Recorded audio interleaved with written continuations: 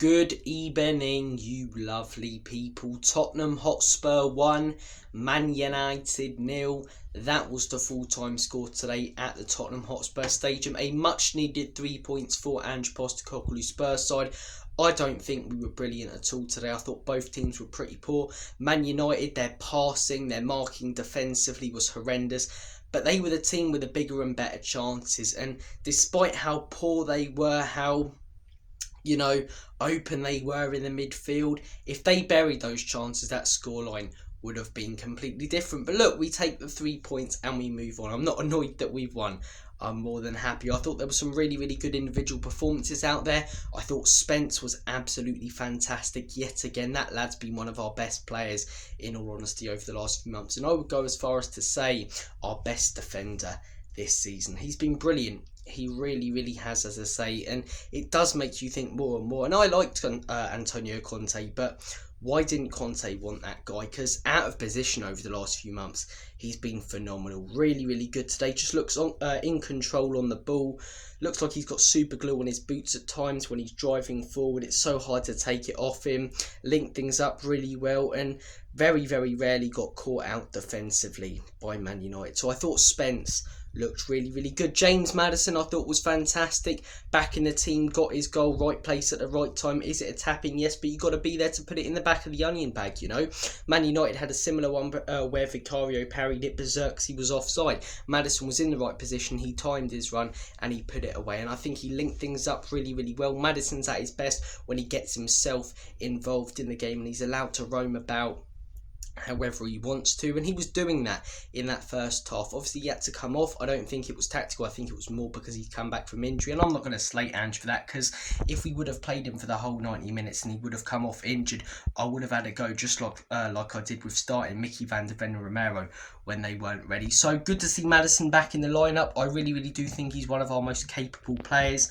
Scored a goal, linked up, played well, made some good runs, played some good passes, especially that ball to Heung-min Son in that first half. That was exquisite, wasn't it, to use some fancy schmancy language. But look, yeah, good win. I don't think we were fantastic. I thought our overall performance, in all honesty, was pretty poor and lacklustre at times.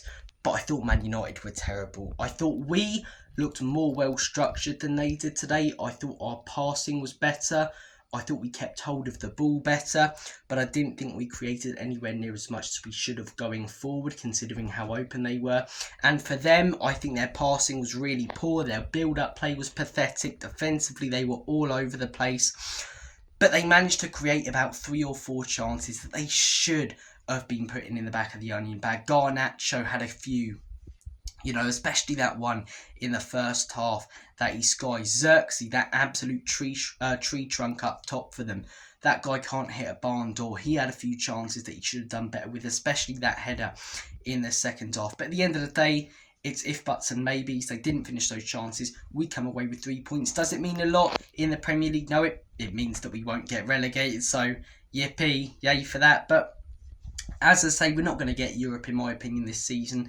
It's more just as a fan being able to celebrate a win and be happy about a Spurs result, which we haven't been able to do recently, especially at home. It's been 15 weeks before this game since our last home win. So good to celebrate another home win. Look, I want to talk about the protest briefly. Big up to anyone and everyone who got involved, who's been involved, not just attending the protest today, but playing a part in it, promoting stuff on social media about it, promoting the Enoch and Levy Out movement on social media. We can all make a difference by uniting as a fan base, coming together, putting personal differences and petty arguments aside for the greater good. And it's great to see more attention going towards these owners. There have been good turnouts at protests before.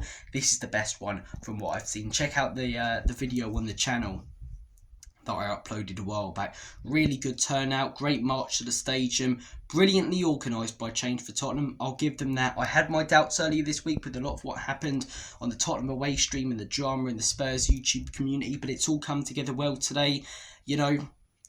People have buried their beefs, put differences aside for the greater good, and it's good to see a number of different people who have personal differences uniting towards this same cause, uniting to try and force these owners out, uniting for change. So big up to everyone who went, big up to all the international fans who have promoted it, who have played a part, big up to anyone and everyone who says ENIC and Levy out, who promotes this movement on their YouTube channels. We're all playing a part, and we all need to do our best to try and remove these owners, whether that be protesting, boycotting, promoting the movement, holding up banners, putting banners around wherever you live, you know, a number of different ways that you can make a difference, and today was one of them, and that would have definitely hurt ENIC and Levy. That would have definitely hurt Levy. I remember his wife, as I say, touching him on the